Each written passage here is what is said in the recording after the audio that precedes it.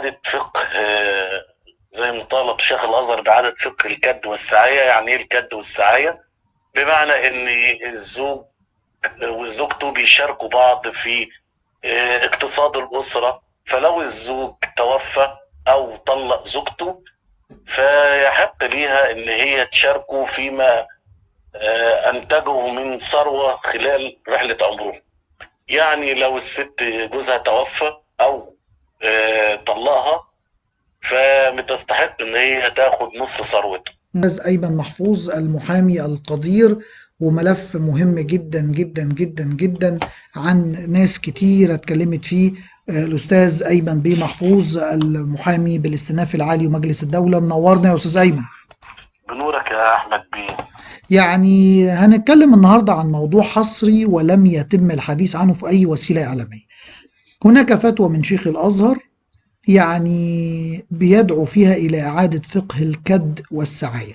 يعني برضو أنا حتى معلوماتي عن هذا الموضوع ضئيلة، ناس كتير ما سمعتش عنه. برضو مهم حضرتك توضح لنا الملف، تفاصيل الفتوى، حضرتك يعني عندك الكواليس والأسرار، المعنى، هل يمكن تطبيقه، هل في قانون بيضمن حق المرأة أو بيحميها. خلينا نسمع من حضرتك. والله أنا بحييك على اختيار هذا الموضوع اللي ما حدش اتكلم فيه أبدا في الإعلام. وهو إعادة فقه زي ما طالب شيخ الأزهر بإعادة فقه الكد والسعاية. يعني إيه الكد والسعاية؟ بمعنى إن الزوج وزوجته بيشاركوا بعض في اقتصاد الأسرة. فلو الزوج توفى أو طلق زوجته فيحق ليها إن هي تشاركه فيما أنتجه من ثروة خلال رحلة عمرهم. يعني لو الست جوزها توفى أو طلقها فبتستحق إن هي تاخد نص ثروته. مم. طبعا تبني المؤسسة الدينية لهذا المبدأ هو الكد والسعاية، وبالطبع رغبة من الأزهر في إعلاء القيم الروحية أكيد. وضمان سلامة الأسرة المصرية وصون حقوق المرأة بصفتها الطرف الأضعف في المنظومة الحياتية بصفة عامة. مم. لكن طبعا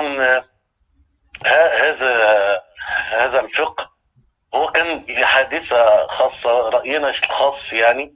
وكان حادثة خاصة، كان سيدنا عمر بن الخطاب كان أفتى بهذه الفتوى ثم تتبعه بعض الأئمة ونصره بعض الأئمة في ذلك. مم. طبعا دي قيمة روحية جميلة إنه شيخ الأزهر عايز يحافظ على حقوق المرأة، وإن هي يعني شاركت في اقتصاد الأسرة وتعبت وشقيت، فالزوج عمل ثروة فالمفروض إن هي تقتسم هذه الثروة. ده شيء جميل ونبيل يعني. مم. لكن تطبيقه بقى في الحياة العملية صعب. ليه؟ لأن في زوج ممكن يحرم نفسه من أبسط متع الحياة عشان خاطر ينعم زوجته، فالزوجة تكون حصلت على نصيب أكبر بكتير من الزوج. ده ممكن يكون سبب الزوج اتظلم فيه. لما مم. نديله بقى نديها نص ثروته، طبعا يعني ده إهدار لمبدأ العدالة. ثم بعد كده هو أنا عارف الموضوع معقد شوية بس هو بسيط يعني. لكن كمان في معوقات ممكن تحول دون تطبيق هذه الفتوى، لأنها لا يمكن تحويلها إلى قانون. هي زي ما تقول كده يعني إعلاء الأخلاق النبيلة والقيم الروحية عظيمة. لكن القانون عايز إثبات ومستندات، وإزاي هنقدر نحدد قيمة الزوجة ومساهمتها في اقتصاد الأسرة طول حياتها. طب محتاجة مستندات وأدلة، عشان القاضي ما بيعترفش بغير بالأدلة والمستندات. زائد بقى إن ممكن كمان إن أي زوج أول ما يعرف إن هو هيطلق مراته أو مراته هتستحصل على حكم بالطلاق، ممكن إن هو يهرب أمواله ويبيعها للغير، أو يهرب هو بأمواله كلها خارج الدولة. وطبعا في استحالة في التنفيذ.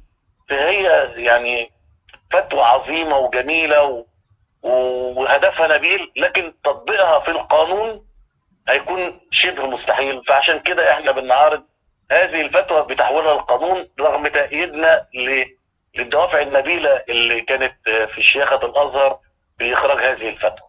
لكن زي ما حضرتك بتقول في صعوبة في التطبيق وصعوبة انها مش هتتفق مع القانون يعني. هي طبيعه القانون شيء والاخلاق حاجه تانية. مم. طبعا صعب جدا تطبيقها وتنفيذها وهيتسبب لنا مشاكل كتيره.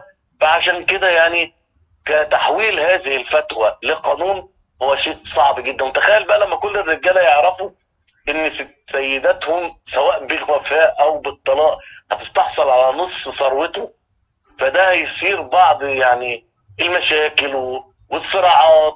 فاحنا اولى بيها. فطبعا لو هناخد بقى بالفتوى ديت، هي مجرد دعوة نبيلة ان الرجل اللي شاركته زوجته في اقتصاد الاسرة وفي رحلة المعاناة وحقق ثروة انه يعطيها حقها.